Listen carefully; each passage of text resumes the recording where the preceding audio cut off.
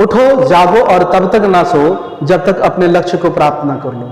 ऐसा मानना था महान समाज सुधारक स्वामी विवेकानंद का। तो उनकी सोच को फॉलो करते हुए आप अपने अंदर इस सोच को डेवलप करके आप आ चुके हैं आपके अपने चैनल डिजिटल गुरु पे, जहां पे हम क्लास 10th के हिस्ट्री का पहला चैप्टर पढ़ रहे हैं, the rise of nationalism in Europe. पीछे के वीडियोज में हमने इस चैप्टर के काफी सारे इंपॉर्टेंट टॉपिक्स को कवर किए हैं। इंट्रोडक्शन वाले वीडियो में हमने ये देखा था कि फ्रेडरिक सोरियो ने जो एक यूटोपियन विजन वाली पेंटिंग बनाई थी, उसके जो आइडियाज थे उसको डिसाइफर करने की कोशिश की, उसमें नेशनलिज्म की फीलिंग्स को ढूंढने की कोशिश किया। फिर हमने ये देखा कि नेशनलिज्म को किस तरीके से हम डिफाइन कर सकते हैं, क्या उसके कंपोनेंट हो सकते हैं। अगले टॉपिक में हमने ये देखा कि जो फ्रेंच रेवोल्यूशन हुआ उसके बाद से यूरोप में किस तरीके के सर्कमस्टांसेस चेंज हुए, लोगों के माइंडसेट किस तरीके से चेंज हुए और लोगों के अंदर नेशनलिज्म की फीलिंग किस तरीके से डेवलप हुई, क्या प्लेटफॉर्म तैयार हुए जिसकी वजह से नेशनलिज्म को एक सही डायरेक्शन मिल सका, जिससे कि वो यूरोप में अपनी जड़ें मजबूत कर पाए। तो आज के टॉपिक में हम बात करने वाले हैं अ न्यू कंजर्वेटिज्म आफ्टर 1815। 1815 के बाद कंजर्वेटिज्म का जो आइडिया था वो किस तरीके से फ्लरिश हुआ, इसको हम देखने वाले हैं।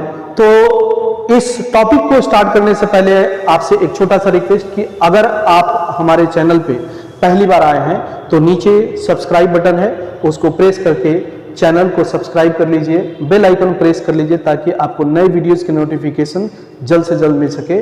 और इस वीडियो में लास्ट तक बने रहिए ताकि इस टॉपिक को हम हर एक एंगल से देखने की, समझने की कोशिश करेंगे, जिससे कि आप को इस टॉपिक को समझने में काफी आसानी होगी। तो लास्ट तक वीडियो में जरूर बने रहें। तो चलिए स्टार्ट करते हैं अ न्यू कंजर्वेटिज्म आफ्टर 1815। इस 1815 से पहले एक इंपॉर्टेंट इवेंट यूरोप में 1789 में हुआ जिसको हम कहते हैं फ्रेंच रेवोल्यूशन।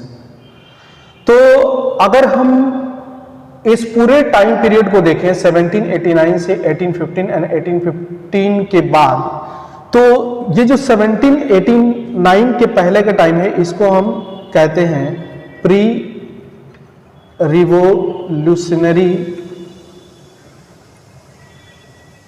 टाइम। 1789 में एक स्पार्क आता है फ्रांस में और उसके बाद रिवॉल्यूशन स्टार्ट होता है।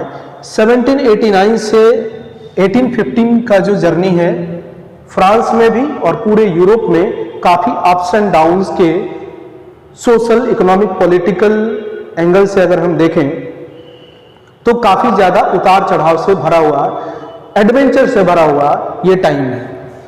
तो यहाँ पे 1789 में जो रिवॉल्यूशन होता है, मोनार्किकल सिस्टम को कुछ समय के बाद हटा दिया जाता है, फिर कॉन्स्टिट्यूशनल मोनार्की आती है, फिर से मोनार्की कभी हावी हो जाती है, फिर से लिबरल आइडियाज वाले लोग आते हैं और फाइनली नेपोलियन की एंट्री होती है। और नेपोलियन ने बहुत सारे रिवोल्यूशनरी चेंजेस लाए फ्रांस में, यूरोप में, जिससे कि लोगों का लाइफ था, जो लोगों का एक मतलब सोसाइटी या पॉलिटिकल या इकोनॉमिक जो स्ट्रक्चर था वो पूरी तरीके से ड्रास्टिकली चेंज हो गया। तो 1815 में नेपोलियन की डिफीट हो जाती है। रशिया, ग्रेट ब्रिटेन या ब्रिटेन गए तो Russia, United Kingdom, Prussia, Austria, इन कंट्रीज ने मिलकर के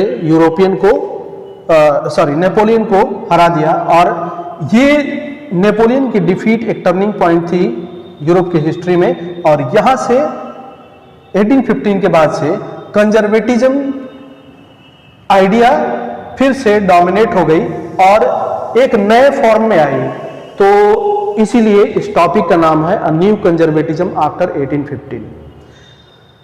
तो इस टॉपिक को तो हमने ब्रीफली समझ लिया कि न्यू कंजर्वेटिज्म आफ्टर 1815 क्यों कहा गया है इस टॉपिक को। अब बात करते हैं कि 1815 के बाद एग्जैक्टली ये कंजर्वेटिज्म जो आइडिया आती है, इसको हम न्यू कंजर्वेटिज्म क्यों कहते हैं। तो क्लास 9th के सेकंड चैप्टर को अगर आप रिकॉल करें तो वहां पे हमने देखा था कि 3 तरीके के, मतलब जो फ्रेंच रेवोल्यूशन के बाद पूरे यूरोप में चेंजेस को लेकर के लोगों को चेंजेस, मतलब जो फ्रांस में चेंजेस हुए उससे काफ़ी ज़्यादा एक्सपेक्टेशन बढ़ गई और लोगों को लगा कि जो फ्रांस में चेंजेस हो रहे हैं उस तरीके के चेंजेस हमारी सोसाइटी में भी पॉसिबल है, कर सकते हैं। तो अब ये चेंजेस की बात पूरे यूरोप में होने लगी, वहां पे हमने क्लास 9 में पढ़ा था। और ये जो चेंजेस लाए जाएंगे किस तरीके से लाए जाएंगे, इसको लेकर के लोगों का जो सोच था वो 3 तरीके से 3 खेमे में बट गया, जिसको कहते हैं कंजर्वेटिज्म, लिबरल एंड रेडिकल। ठीक है, तो क्लास 9 की वीडियो प्लेलिस्ट में जाकर के आप देख लीजिएगा, सेकंड चैप्टर का जो पहला ही वीडियो है उसका काफ़ी अच्छे से वहाँ से एक्सप्लेन किया हुआ है हमने, तो उसको जरूर देख लीजिएगा। उसका लिंक मैं आपको वीडियो में भी दे दूंगा, इस वीडियो के डिस्क्रिप्शन बॉक्स में, तो आप वहाँ से भी देख सकते हैं। ठीक है, तो इस 1815 के बाद जो अब बेसिकली हम बात करते हैं कि कंजर्वेटिज्म होता क्या है। तो जो कंजर्वेटिव सोच रखने वाले लोग होते हैं, ठीक है, जो कंजर्वेटिव लोग होते हैं उनको हम अब कहते हैं कंजर्वेटिज्म, उनकी जो सोच होती है उसको हम कहते हैं कंजर्वेटिज्म। अब एक छोटा सा एग्जांपल लीजिए कि आपके घर में दादा दादी, नाना नानी जो पुराने लोग हैं वो होंगे।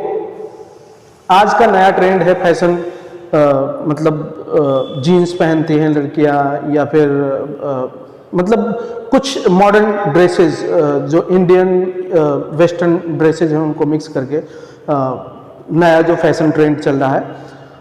तो अगर आप अपने दादा दादी या नाना नानी को अगर प्रपोज करें कि आप भी ये ट्रेंड को फॉलो कीजिए तो घर में बम जरूर फूटेगा, लेकिन आपको वो किसी तरीके की रिस्ट्रिक्शन नहीं करते हैं। हाँ, थोड़ी टाइम के बहुत ज़्यादा मतलब आप एकदम से नए फैशन को अडॉप्ट कर लें तो रोक टोक जरूर होती है, लेकिन मतलब आप उनको प्रपोज कर दें कि आप भी ये ट्रेंड फॉलो करो, आपके लिए भी हम ला देते हैं ऐसी ड्रेसेस, तो घर में बम फूटना तय है। तो वैसे सोच रखने वाले लोग जो कि पुराने ट्रेडिशन को ही फॉलो करते हैं, पुरानी चीज़ों में बिलीव करते हैं, पुराने जो इंस्टीट्यूशन है, सोशल हो, इकोनॉमिक इंस्टीट्यूशन हो, पॉलिटिकल इंस्टीट्यूशन हो, उसमें बिलीव करने वाले जो लोग हैं उनको हम कहते हैं कंजर्वेटिव, और उनकी जो सोच होती है उनको हम कहते हैं कंजर्वेटिज्म।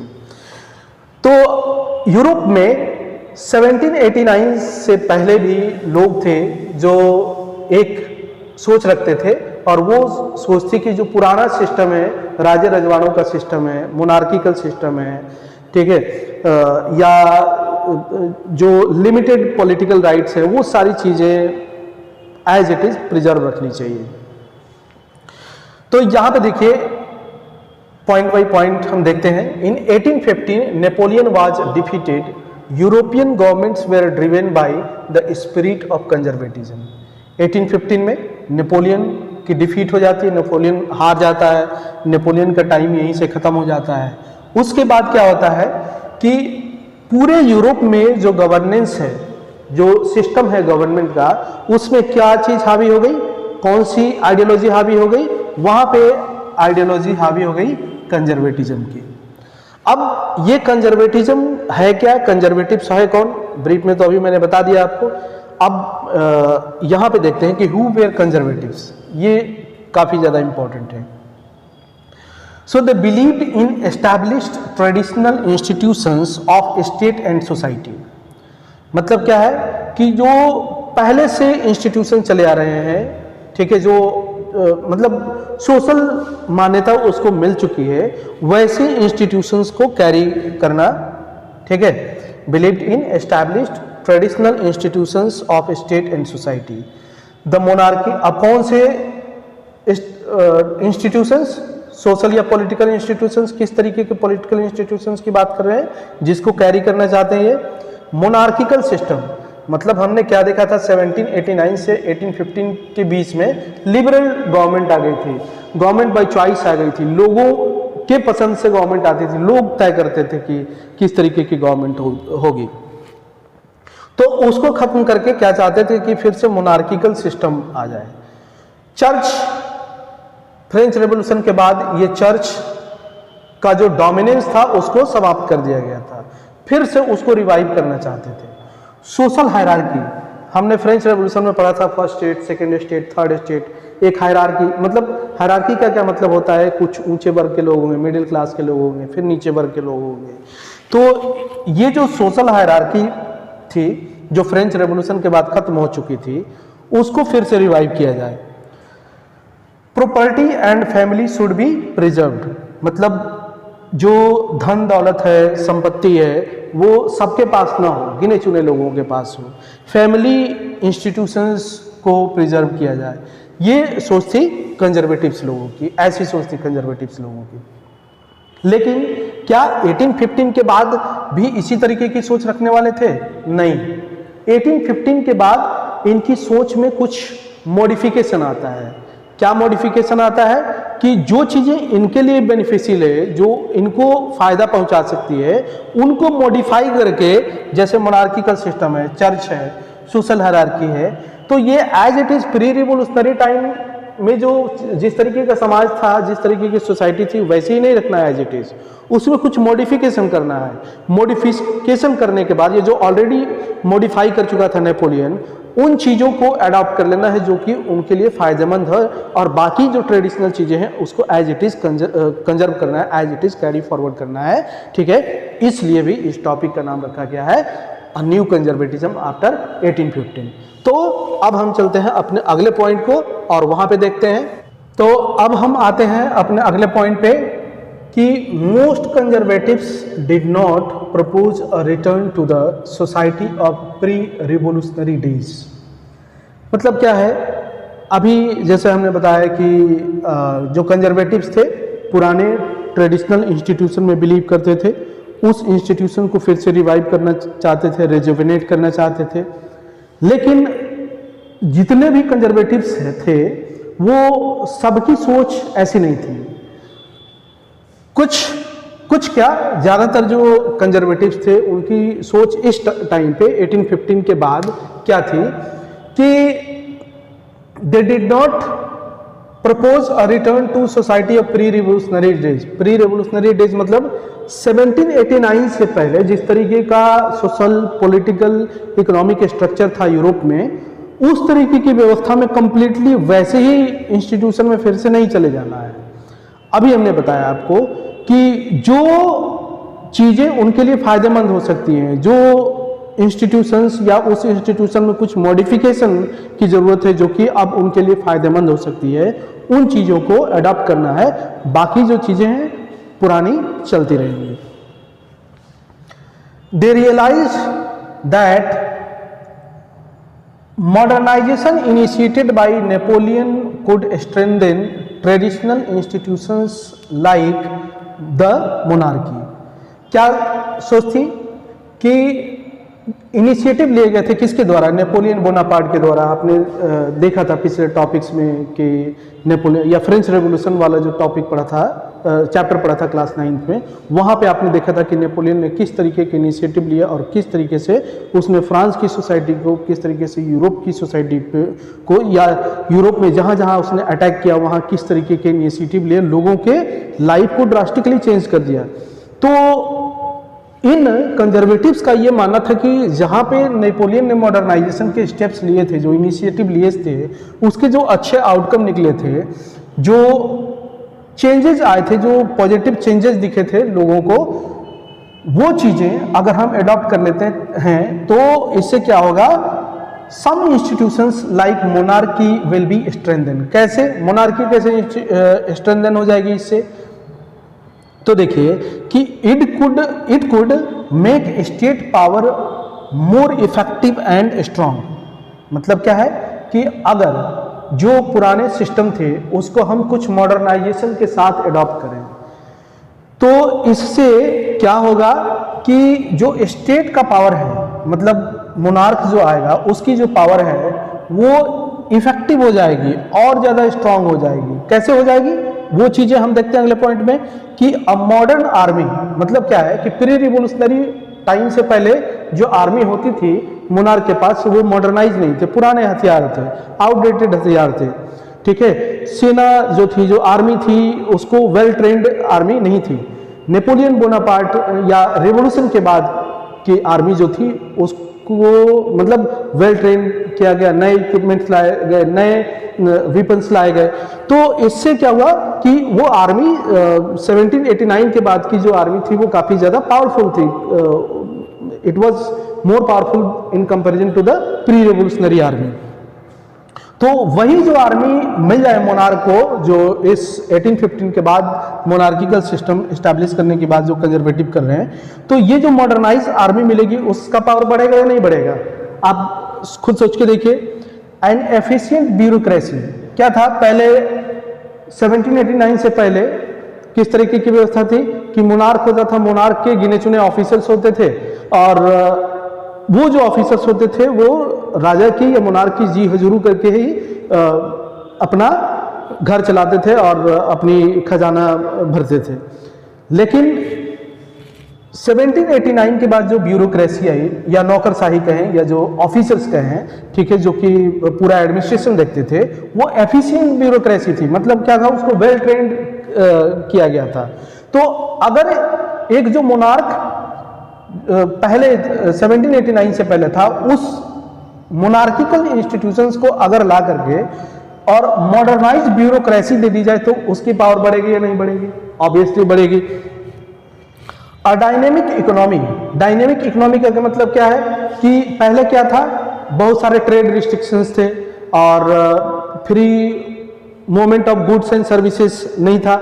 नेपोलियन बोनापार्ट ने, आपको याद होगा, जर्मनी में किस तरीके के इनिशिएटिव लिए थे और जो 39 स्टेट्स का एक कन्फेडरेशन बनाया था, ठीक है, तो वहाँ पे फ्री ट्रेड इकोनॉमी की जो व्यवस्था की थी, उसके क्या गजब के आउटकम थे, ठीक है, उसको देख करके ये कंजर्वेटिव्स काफ़ी इंप्रेस थे और वो चाहते थे कि डायनेमिक इकोनॉमी रहे तो ट्रेड फ्लरिश होगा और पैसा आएगा।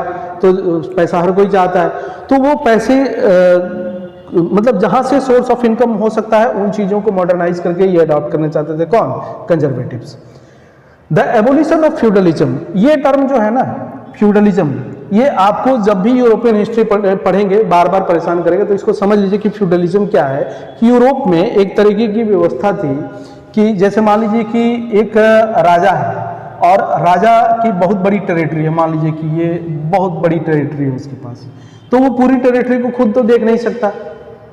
अब वो क्या, जैसे मान लीजिए कि राजा यहाँ पे दूर दराज के एरिया को वो खुद देख नहीं सकता, तो वो राजा क्या करता था कि छोटे छोटे टुकड़ों में बांट देता था, ठीक है, और टेरिटरी को, और यहाँ पे लोकल जो जमींदार होते थे या जो पावरफुल लोग होते थे उनको ये दे देता था टेरिटरी कि भाई इसको तुम देखो। अब यहाँ पे जैसे मान लो मिस्टर ए को दे दिया गया, बी को दे दिया गया, सी को दे दिया गया, डी को दे दिया गया, ई हो गए, एफ हो गए। तो अगर ये जो लोग हैं जमींदार से हैं, ये इस टेरिटरी को देखभाल करेंगे, यहाँ से रेवेन्यू जनरेट करेंगे। रेवेन्यू जनरेट करने के लिए क्या करेंगे, उसके ऊपर दासों को रखेंगे, गुलाम लोगों को रखेंगे, उनसे खेती कराएंगे, जितना मैक्सिमम उनका एक्सप्लॉयटेशन हो सकता है वो करके क्या करेंगे, इससे रेवेन्यू जनरेट करेंगे और उसका कुछ हिस्सा राजा को दे देंगे। राजा की इनकम होती थी। लेकिन किसी भी वजह से अगर राजा की स्थिति कमजोर पड़ गई, राजा ने थोड़ी सी ढील दे दी, तो ये अपने आप को ऑटोनोमस डिक्लेयर कर देते कि अब हम इस एरिया के बादशाह हमें, तुम अपना देखो, ठीक है। तो इस तरीके की जो सिस्टम है उसको हम कहते हैं फ्यूडलिज्म। अब ये जो कंजर्वेटिव्स लोग थे 1815 के बाद क्या प्रपोज किया कि एबोल्यूशन ऑफ फ्यूडलिज्म कर दिया जाए, मतलब फ्यूडलिज्म को खत्म कर दिया जाए। जब फ्यूडलिज्म को खत्म कर दिया जाएगा तो क्या हो गया, अब राजा का एक छत्र राज हो जाएगा। मतलब उसको कोई डर भय नहीं है कि हाँ, अगर हमारी स्थिति किसी भी तरह से कमजोर हो जाती है तो हमारे स्टेट के अंदर ही कोई छोटा राजा मतलब वो अपनी ताकत दिखाने की कोशिश करेगा या हमें आंख दिखाने की कोशिश करेगा, तो वो जो आंख दिखाने वाला है उसकी आंख ही खत्म कर दी इस एबोल्यूशन ऑफ फ्यूडलिज्म के द्वारा, ठीक है। And serfdom could abolition of feudalism and serfdom could strengthen the autocratic monarchies of Europe. इससे क्या होगा कि एक तरफ हमने क्या फ्यूडलिज्म को खत्म कर दिया, सर्फडम। सर्फडम का मतलब क्या है? सर्फ का मतलब होता है दास, गुलाम लोगों को रखना, और आपका एक बड़ा स्टेट है, मतलब खेती के लिए अच्छी खासी जगह, जमींदार हैं, तो आप उन दासों को रख के उसे क्या करते हैं? खेती बाड़ी कराते हैं। तो अगर इन चीज़ों को ही खत्म कर दिया जाएगा तो क्या होगा? राजा को अब कोई डर नहीं है कि अब हमारे नीचे कोई सबऑर्डिनेट जो होगा वो हमें कभी आंख दिखाएगा। तो इससे क्या हो गया? ये मोनार्किकल सिस्टम को एक ताकत मिलेगी, बल मिलेगी, उसकी स्थिति और मजबूत होगी। तो ये सारे पॉइंट्स क्लियर हो गए। आई होप कि सारी चीज़ें आपको समझ आ रही हैं, ठीक है। तो अब हम मूव करते हैं अपने अगले पॉइंट की तरफ, और यहाँ पे हम देखते हैं कि representatives of the European powers, Britain, Russia, Prussia and Austria, who had collectively defeated Napoleon, met at Vienna to draw up a settlement for Europe। तो ऑलमोस्ट 1793 से लेकर के और 1815 तक ये जो नेपोलियन का टाइम चल रहा था, ठीक है, इस डिफीट के बाद 1815 में नेपोलियन को इन पावरफुल कंट्रीज ने, ब्रिटेन, रसिया, प्रसिया, ऑस्ट्रिया, सब ने मिलकर के खत्म कर दिया। और इसके बाद से एक पॉलिटिकल वैक्यूम क्रिएट हो गई जो यूरोप में। तो उस पॉलिटिकल इनस्टेबिलिटी को शांत करने के लिए, उसको सेटल करने के लिए, ये चारों पावरफुल कंट्रीज जो थे, इनके रिप्रेजेंटेटिव्स इकट्ठे हुए। कहाँ पे? ऑस्ट्रिया के कैपिटल वियना में, ठीक है। और यहाँ पे ये जो वियना में मीटिंग बुलाई गई, इस मीटिंग को, this Congress was hosted by Austrian chancellor Duke Metternich. तो जो ऑस्ट्रिया का चांसलर था ड्यूक मेटरनिक, इसने इस वियना कांग्रेस को होस्ट किया, इसने इसको बुलाया। The outcome of this congress is popularly known as treaty of Vienna in world history. तो इन चार कंट्रीज ने मिलके पूरी तरीके से यूरोप को एक तरीके से रीस्ट्रक्चर किया, फिर से कुछ एरिया को तोड़ा गया, जोड़ा गया, और अच्छे तरीके से इसको बांटा गया कि फिर से यूरोप में जो फ्रांस की स्थिति थी बाउंस बैक ना कर जाए, इसके लिए पूरी तरीके से फील्डिंग सजाई गई इन चार कंट्रीज के द्वारा। तो उस फील्डिंग को किस तरीके से सजाई गई, क्या प्रोविजन निकले यहाँ पे वियना कांग्रेस में, या ट्रीटी ऑफ वियना के नाम से जो वर्ल्ड हिस्ट्री में जाना जाता है, इसको हम देखते हैं अगले पॉइंट पे। तो अब आ चुके हैं हम आउटकम और provision of treaty of Vienna. ये जो वियना में कांग्रेस हुआ उसके क्या आउटकम निकले, या जो ट्रीटी हुई उसके क्या आउटकम निकले, ये जो सब टॉपिक है ये काफ़ी इंपॉर्टेंट है एग्जामिनेशन पॉइंट ऑफ व्यू से।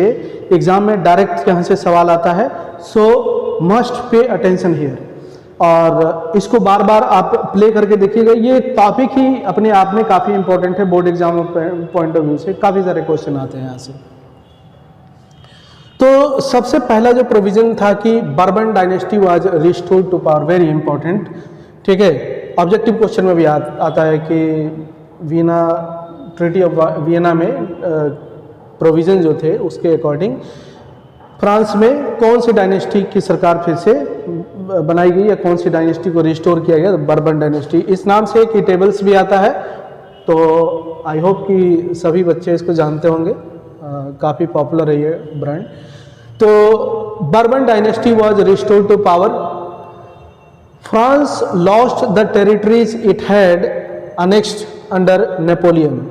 नेपोलियन ने जो एक्सपेंशनिस्ट पॉलिसी फॉलो किया था और काफ़ी सारे यूरोपियन कंट्रीज़ के ऊपर जो अटैक किया था, और अटैक करके उन टेरिटरीज़ को अपने फ्रेंच टेरिटरी में मिला लिया था, अनेक्स कर लिया था, उसको फिर से आज़ाद कर दिया गया, फिर से छोड़ दिया गया। A series of states set up on the boundaries of France to prevent French expansion in future।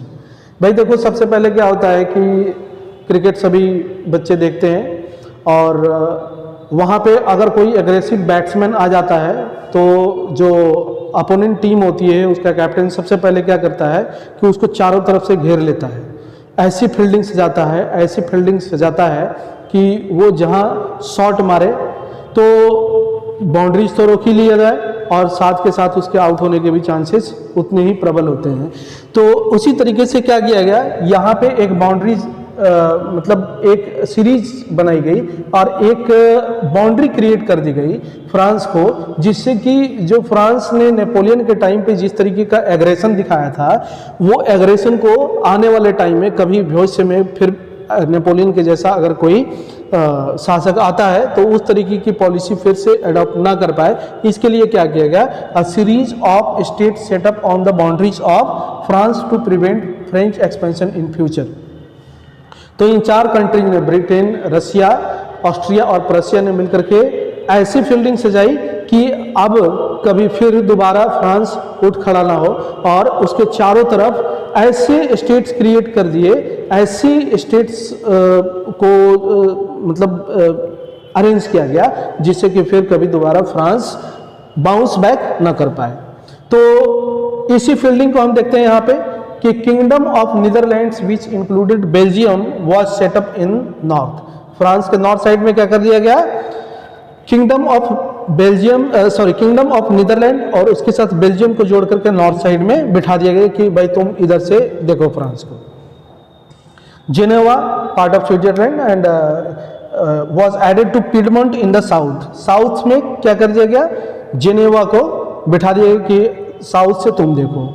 Prussia was given important territories on it's western side. Western side में किसको बिठा दिया गया, प्रशिया देखेगा, जितने भी इंपॉर्टेंट टेरिटरीज होंगे उसको प्रशिया देखेगा, वहां से अगर कोई बाउंस बैक करने की कोशिश करता है तो देख लेगा वो। While Austria was given control of northern Italy. Northern Italy कहने का मतलब है कि फ्रांस के ईस्टर्न साइड में इसको किसको दे दिया गया, Austria was given control of the northern Italy. अब चारों तरफ से आप देखिए कि फील्डिंग सज चुकी है और फ्रांस को फिर दोबारा बाउंस बैक होने का मौका यहाँ से नहीं मिलने वाला है। तो क्या देखा हमने, ये इंपॉर्टेंट पॉइंट्स हैं, नोट कर लीजिए, स्क्रीनशॉट ले लीजिए। Bourbon dynasty was restored to power. France लॉट्स मतलब यहाँ पे बर्बन डायनेस्टी को रिस्टोर कर दिया गया। फ्रांस ने जितनी टेरिटरी एक्वायर की थी नेपोलियन के लीडरशिप में, वो सारे फिर वापस छोड़ दिए गए। फिर फ्रांस को चारों तरफ से फील्डिंग सजाई गई। नॉर्थ में क्या किया गया, किंगडम ऑफ नीदरलैंड बेल्जियम को मिला करके नॉर्थ में बिठा दिया गया। साउथ में जेनेवा पिडमोंट के साथ मिला करके साउथ में बिठा दिया गया। वेस्टर्न साइड में किसको दे दिया गया, प्रशिया को दे दिया गया। इधर ऑस्ट्रिया, ईस्टर्न साइड में ऑस्ट्रिया मतलब इटली का जो इंपॉर्टेंट पार्ट था उसको देखेगी। अब अगला पॉइंट देखिए, German confederation of 39 states that had been set up by Napoleon was left untouched. मतलब नेपोलियन बोनापार्ट ने जो 39 स्टेट्स को मिला करके एक कन्फेडरेशन, एक संघ बनाया था जर्मनी में, उसको इन कंजर्वेटिव्स ने ट्रीटी ऑफ वियना के टाइम पे अनटच्ड मतलब कोई छेड़छाड़ नहीं की। क्यों नहीं की कि यहाँ से ट्रेड या movement of goods and services smoothly हो रहा है, इनकम आ रही है, पैसे आ रहे हैं, ठीक है। तो जहाँ से फायदा हो रहा है कंजर्वेटिव्स को वो चीज़ें नहीं छेड़छाड़ करनी है। जो मॉडर्नाइज करके कुछ बेनिफिट हो सकता है, या जो ऑलरेडी नेपोलियन बोनापार्ट ने कुछ मॉडर्नाइजेशन किए थे वहाँ से जो कुछ भी फायदा हो रहा है उनके लिए उसको छेड़छाड़ नहीं करना है। तो 39 स्टेट्स का जो ये कन्फेडरेशन था उसको अनटच्ड छोड़ दिया गया। In the east Russia was given part of Poland while Prussia was given portion of Saxony. तो जो फील्डिंग सजाई जा रही है उसी में क्या किया गया, ईस्ट साइड में रशिया को बिठा दिया गया और गिवन पार्ट ऑफ पोलैंड, ठीक है, रशिया को कुछ पोलैंड का भी हिस्सा दे करके और बिठा दिया गया ईस्ट साइड में कि इधर से तुम निगरानी रखो इसके ऊपर। Prussia was given the portion of Saxony, ठीक है, सैक्सनी का कुछ हिस्सा प्रशिया को दे दिया गया। अब ये जो ट्रीटी थी या जो ये वियना का कांग्रेस था, इसका मेन इंटेंशन क्या था, क्या सोच थी इसके पीछे ड्यूक मेटरनिक की, या फिर जो रिप्रेजेंटेटिव्स आए थे रशिया से, ब्रिटेन से, प्रशिया से, इनकी सोच क्या थी कि टू रिस्टोर मोनार्कीज, मतलब जो मोनार्किकल सिस्टम नेपोलियन बोनापार्ट ने हटा दिया था, या 1789 के बाद जो मोनार्किकल सिस्टम पूरी तरीके से समाप्त हो चुका था, उसको फिर से रिस्टोर करना, ये पहली इंटेंशन थी। And to create a new conservative order in Europe. New conservative order मतलब कि जो पुरानी सोच थी या जो पुराना सिस्टम था उसको एज इट इज नहीं रखना है, उसमें कुछ रिवाइव करके, कुछ मॉडर्नाइजेशन करके फिर एक नई कंजर्वेटिव सोच को आगे कैरी फॉरवर्ड करना है। ये मेन इंटेंशन था आपका ट्रीटी ऑफ वियना का। अब हम चलते हैं कि इस वियना कांग्रेस में जो फील्डिंग सजाई गई, इसके बाद के कुछ और जो पॉइंट है इंपॉर्टेंट, उसको भी हम देख लेते हैं अगले पॉइंट। तो अब हम लास्ट के कुछ पॉइंट्स को देख लेते हैं। Conservative regimes set up in 1815 were autocratic, मतलब यहाँ से जो सफ़र शुरू होता है 1815 के बाद, जब ट्रीटी ऑफ वियना के आउटकम्स निकल के आते हैं, पूरी फील्डिंग सजा दी जाती है और जब कंजर्वेटिव रेजिम्स स्टार्ट हो जाता है, तो वहाँ से जो सिस्टम ऑफ गवर्नेंस है वो ऑटोक्रेटिक गवर्नमेंट हो जाती है। मतलब क्या है कि अब जो रूल करने वाले लोग हैं, जो कंजर्वेटिव सोच वाले लोग हैं, वो अपने पावर को ऐसे इस्तेमाल करेंगे कि उसके ऊपर कोई क्वेश्चन मार्क नहीं लगा सकता है। That system of government is known as autocratic government. तो इस तरीके की ट्रेंड शुरू हो गई। They did not tolerate criticism and dissent, उनके खिलाफ कोई क्रिटिसिज्म नहीं हो सकती है, कोई उनकी निंदा नहीं कर सकता है। कोई अगर वो डिसीजन लेते हैं, कोई लॉ बनाते हैं, तो उसके ऊपर आप कोई क्वेश्चन नहीं कर सकते हैं। And sought to curb activities that questioned the legitimacy of autocratic governments, मतलब वो क्या कर रहे हैं, किस तरीके के लॉज बनाए जा रहे हैं, क्या उनके डिसीजंस है, डिसीजन मेकिंग प्रोसेस क्या है, लोगों को किस तरीके से देखना है, इसके ऊपर आप कोई क्वेश्चन नहीं खड़ा कर सकते हैं। और जो उनकी लेजिटिमेसी है कि गवर्नमेंट सही है या नहीं है, उसके ऊपर आप कोई क्वेश्चन नहीं कर सकते हैं। Censorship laws were impose to control what was said in newspapers, books, plays and songs and reflected the ideas of liberty and freedom associated with the French revolution. मतलब क्या किया गया, अब सेंसरशिप लॉज इम्पोज कर दिए गए, जबरदस्ती लगा दिए गए कि आपको कुछ भी अपनी फीलिंग्स को एक्सप्रेस करना है, अपने बातों को एक्सप्रेस करना है, अपने बातों को रखना है सोसाइटी के सामने, तो सेंसरशिप होगी। मतलब आप गवर्नमेंट के परमिशन के बाद ही कुछ चीज अपनी बातों को रख पाएंगे, बुक्स के जरिए, प्लेस के जरिए, या वैसे आइडियाज जहाँ पे लिबर्टी, जो कि एक लिगेसी है फ्रेंच रेवोल्यूशन की, उस तरीके की फ्रीडम, लिबर्टी, ये सब चीज़ें जहाँ पे भी दिखाई देंगी, उसको वो दबाने की कोशिश करने लगे। One of major issues taken up by liberal nationalist who criticize the new conservative order was freedom of the press. तो ये जो अब लिबरल नेशनलिस्ट थे, भाई इनका टाइम तो 1815 के बाद खत्म हो गया, 1789 से या नेपोलियन के आने के बाद से लगभग 1815 तक लिबरल नेशनलिस्ट या लिबरल सोच वाले लोग हावी रहे। जब इनका टाइम खत्म हो गया तो अब ये काउंटर करेंगे। काउंटर किन बातों को करेंगे? उन बातों को, उन चीज़ों को जिसके ऊपर कंजर्वेटिव्स ने पाबंदी लगा दी। तो कंजर्वेटिव्स ने किन बातों के ऊपर पाबंदी लगा दी कि फ्रीडम ऑफ प्रेस, मतलब आप मीडिया के जरिए, प्रेस के माध्यम से अपनी बातों को कहेंगे तो उस गवर्नमेंट के परमिशन से ही कहेंगे, अपनी मर्जी से आप कुछ भी लिख बोल नहीं सकते, आपकी फ्रीडम पहले जैसी नहीं रही। तो उसको लेकर के लिबरल नेशनलिस्ट अपोज करने लगे और उनका जो अब डिस्कशन का टॉपिक था या जो मोमेंट करने का जो इशूज था वो यही था कि फ्रीडम ऑफ प्रेस, सबसे ज़रूरी चीज़ क्या होनी चाहिए? फ्रीडम ऑफ प्रेस होनी चाहिए, जिससे कि जिसके माध्यम से आप अपनी बातों को लोगों के सामने, समाज के सामने, गवर्नमेंट के सामने रख सकें।